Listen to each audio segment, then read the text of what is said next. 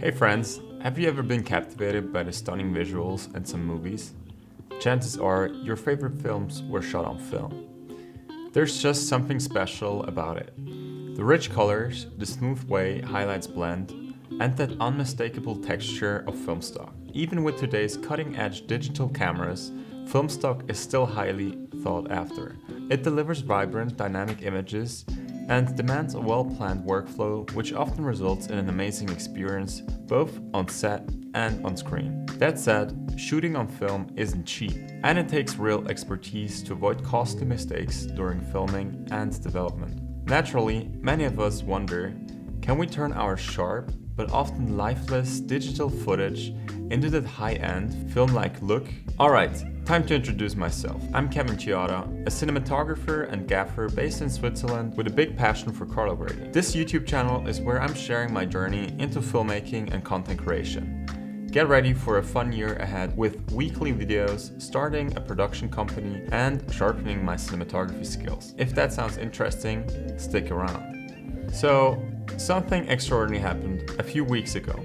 I was approached by Dehancer to give an unbiased review of their film emulation plugin. They didn't know that I've been itching to lay my hands on this plugin for years now. So naturally, I agreed eagerly. They were even kind enough to give me a 10% discount code that you can use to get 10% off. However, I've only had 4 weeks to test this plugin, so this video is less of an in-depth review and more about my user experience. I'll touch on the capabilities of the plugin, my likes and dislikes, its integration into my workflow, ease of use, price, and how it compares with others, so let's dive in. First impression. Dehancer makes a superb first impression. I was initially hesitant due to the sizable price tag for a lifelong pro version access of Dehancer. I kept trying to achieve a similar look with film LUTs and the built-in film look converter of Davinci Resolve Studio. But could I be missing out? I say let's find out. Alright, so welcome to Davinci. I've already imported the clip here from my Canon C70. By hitting Shift S, I can create 5 nodes that we can align in our workflow. So the first of which we are going to call a CST, which stands for Color Space Transform. And together with the first one, we're gonna select the last one to do the same thing. We are going to use these 2 nodes to tell Davinci what camera settings we have been using and to create the biggest possible color space to work in. So we can go up here to our effects, go to the search bar and search for color space transform and apply it to each one of them. So for the first one, we are going to use the camera input. So you can imagine this is the starting point where our camera footage comes in. And the first node is going to need to know what camera we were using. So in my case, I pressed C for Canon. Let's go up here again, Canon Cinema Gamut. And here the input color space, I was using Canon Log 2. Now the output color space, we want to build the biggest possible color space to work in, which in this case would be the Davinci Wide Gamut color space. And the output gamma is going to be Davinci as well, but Davinci Intermediate. So now that we set our output color space to Davinci Wide Gamut and our output gamma to Davinci Intermediate, we are now going to feed this into this node here after all of our effects. So now here we are going to use input color space Davinci Wide Gamut. Input gamma is going to be Davinci Intermediate. All right. Now our color space, now that we have worked inside of this color space, we will be exporting it to Rec. So I press R on my keyboard. I'm going to look for Rec 709 and the output gamma is going to be G on the keyboard for gamma 2.4. All right, and you can already see now that this has affected our image. I select both of them and press Command D to see it enabled and disabled. So this is going to turn the image into a Rec 709 image, which is what I saw on my camera screen while recording. So in this clip, because it was shot on RAW, you can select down here on the bottom left the camera raw settings. In my case, I will be using project settings and clip. Color space is Canon, as I said, Canon log 2. And here I can really adjust the color temperature, shadows, tint, exposure, sharpness, all of that good stuff in here, which is a lot more accurate than anything else will be. I'm gonna remove the clips and just look at my scopes here. So at first I'd love to increase the exposure. The sharpness is a bit soft, so I might increase the sharpness just a tiny bit as well. Maybe somewhere around that. I quite like the highlights where they are for the moment. The shadows look okay. Color boost, saturation, midtone, lift, gain, and contrast. I will leave that as is for the moment, as well as the white balance, because we are going to create a white balance node over here. I'm gonna right click on this one and label it straight away as white balance. In this node, I'd love to go to my RGB mixer. I do have my Davinci mini panel in front of me, so I will use the knobs on my mini panel to just try to correct the white balance as I need. For this, I will go to the blue point and just try to decrease that for a little bit, quite a lot actually, somewhere around that, to try to bring up the reds a bit. But to be honest, it looks very good already. Just trying out to see if that makes any sense. I do think it looks actually quite good. You can see here, it's a lot of white points, so the white balance looks pretty good already. We have another node, which I'd love to call the right click node, as contrast. But because we are diving into Dehancer soon, I will leave this just as a reminder for me, so that I know I need to take a look at the contrast anyway. Then I'll have another node label, which will be Dehancer. All right, so now we are moving into the effects page. Look for Dehancer. Apply the grade to our node here, and bam. Completely destroys our image here. But that's nothing to worry about. Actually, we're going to take care of this in a second. But first of all, I would love to press Option on my keyboard and press down the arrow, downwards arrow here. This collapses all the options, so we can go to the bottom one, select it, and then disable all tools. So we disabled all tools, and now we can see the source. So what I do normally is I go through it step by step. So the input right now, because we are working in between these two color space transforms, we should be using the Davinci wide gamut intermediate color space, which will give us the optimal color space. Now we selected this, we can move on. The exposure and temperature, tint, and everything, I would adjust this in my raw settings, so I will leave them here, but I can always come back if I need to. And I'll collapse this first, then I'll move into the film tab. This is one of the most important ones that Dehancer offers, and this is really where it shines, because there are so many options here, way too much to be honest. It's around 60 different options to choose from, which can be very overwhelming. But for most of us, we'll probably be using the Kodak versions. And I also really like to use the CineStill ones. But yeah, I mean, you can go on and on. You can choose all of the Fuji ones, the Agfa, Rollei. I do not know every one of them. So I will just stick to the most common one, which will be the Kodak Vision 3 film stocks. And for this shot in particular, I would probably go for the Kodak Vision 3 50D, just because the 50D is not as high of an ISO as the other ones. And this was shot during the daylight with bright snow, fresh snow. So this should work fine. I will press enable, and already it gives me a very nice look. So you can also adjust the push and pull just as you would on real film. In my case, I will just leave it as is. Next one is the film developer. You can enable this. It won't do anything unless you change. For the moment, I'd love to have a bit more of a contrast boost. So I'll just increase this a slight bit, maybe somewhere around here.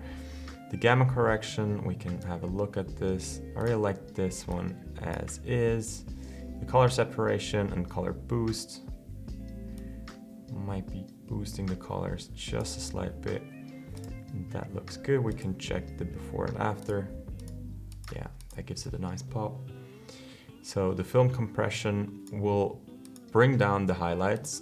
In my case, I quite like the highlights where they are at the moment, so I'll just leave that one. The expand tool, we can enable this. We can actually see the black point is pretty good. It's not quite 0, so we might be able to just crank it down a small little bit, but actually I quite like to lift it up a little. Yeah, that looks nice. And as well as the white point, I might be increasing the white point just a slight bit, so we have a bit more of that pop going on. So we can use the print version. So the print together with the film stock will be the heart and soul of Dehancer. The print has been used for the most high-end Hollywood productions, mostly the Kodak 2383 print film. So we can try this out, enable it, and go for the 2383 print. And already you can see it gives it a very filmic look, very punchy, contrasty look.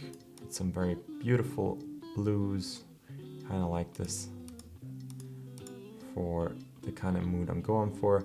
So I will leave this. You can always adjust everything, so you could make it a bit warmer, but it was a very cold morning, so I'm just gonna leave it as is as well. You can always adjust a lot of things here, but we'll be moving on to the color head. I will leave this one as is, because one of the most exciting things about Dehancer is the one coming up next, and that will be the film grain.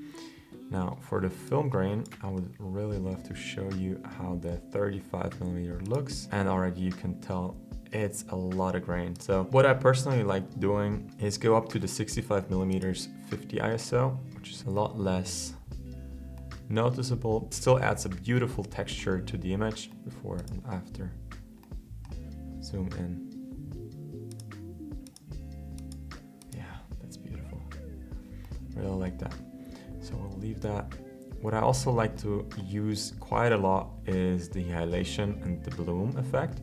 So those ones come stock in the 35mm and they are pretty on point in my opinion. So let's put on the halation, and you can see that it gives it a bit more of a red tint in the snow.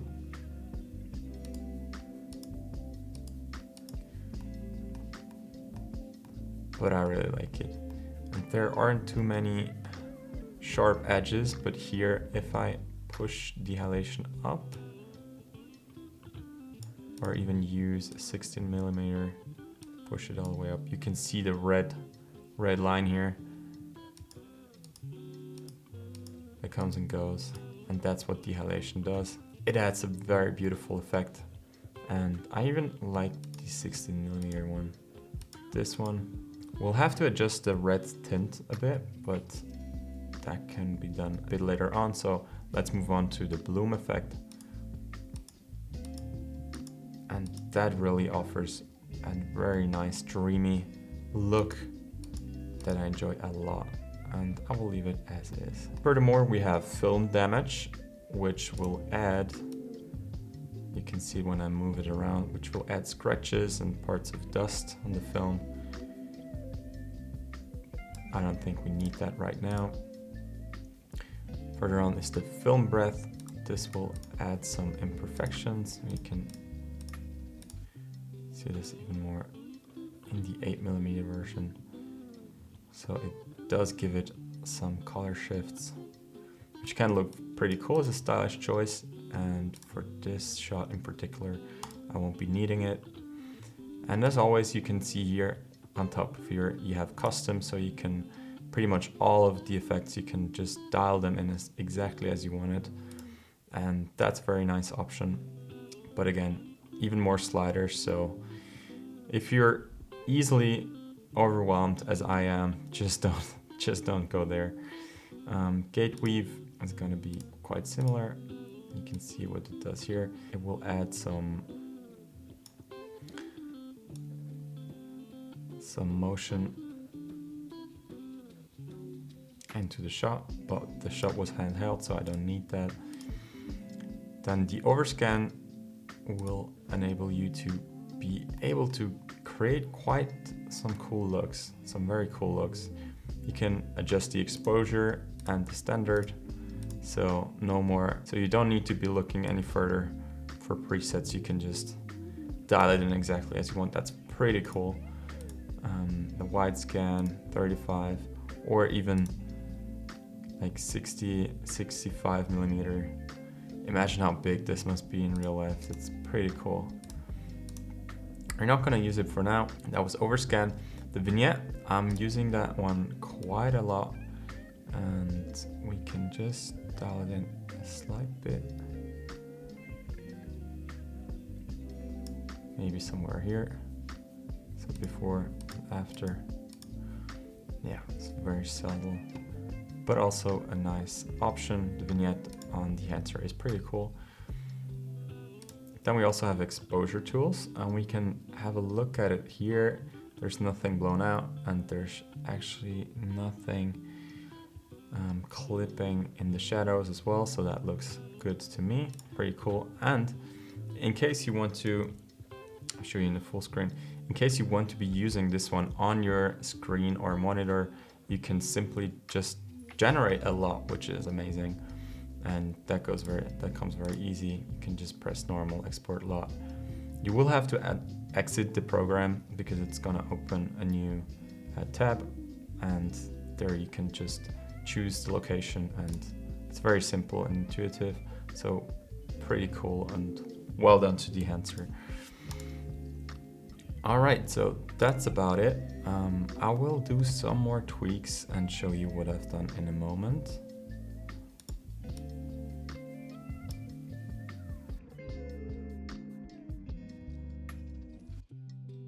All right, so I've been adjusting some of the settings so that my exposure is around this line over here. I tried to remove this bright orange here in this node, but I couldn't quite get it. I mean, it is better, but I'd love to have it a bit less saturated, but I think that's quite okay. It's bright neon orange, so I will leave this one for now. And yeah, Dehancer, what we did is we used the Kodak Vision 50D stock. We adjusted the film developer with the film compression left off. Expand, we adjusted the black and white point. The print, we used the traditional 2383 Kodak print, which does a lot to the image. Gives it this cool look. Really love that one. Color head we didn't use. Film grain, we used a 65mm ISO 50. Hydration is on. Bloom is on. Film damage is off. Film breath is off. Gate weave off. Overscan is off. The vignette is on. Monitoring output and lot generation is turned off. So that's around the grade I like to have here. And we can see if I turn on and off the Dehancer node, that's what the difference is. It's huge. That's just day and night. Love that one so much better.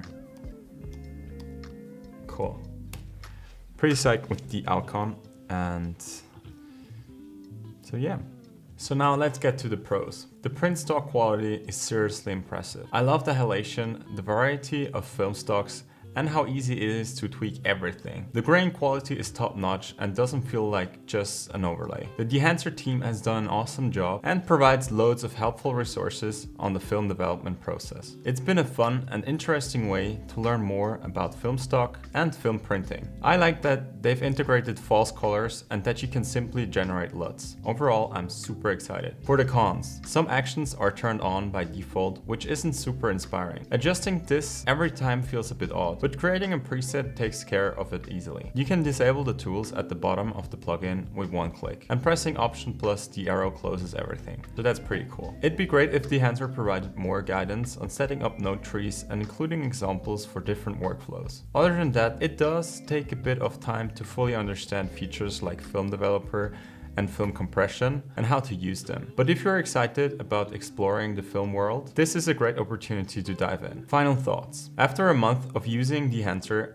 I'm blown away by how good and easy it is to use. I can totally see myself using it for all my client projects, YouTube videos, and everything in between. It took me a bit to figure out the best way to use it, but now I can't imagine not having it. Sure, the price might seem steep at first, but as someone who also works with film stock for photography, I can say it's absolutely worth it for the result you get. The Dehancer team is constantly improving, super responsive to feedback, and they've even launched an app with the same features. You can save presets and instantly create your iPhone photos and videos, perfect for traveling when you don't have your laptop but still want your content to look consistent. I'm also excited to compare it with the Filmbox plugin in the future, though that one is twice the price. If you're ready to invest in yourself and your work, this feels like the way to go. And hey, if you're interested, you can use my discount code to get 10% off the Pro version and jump right in. Please let me know how you've liked this video, like and subscribe to my channel for more future videos and help me to get to 1,000 subscribers this year. Thank you so much for watching and see you in the next one. Cheers.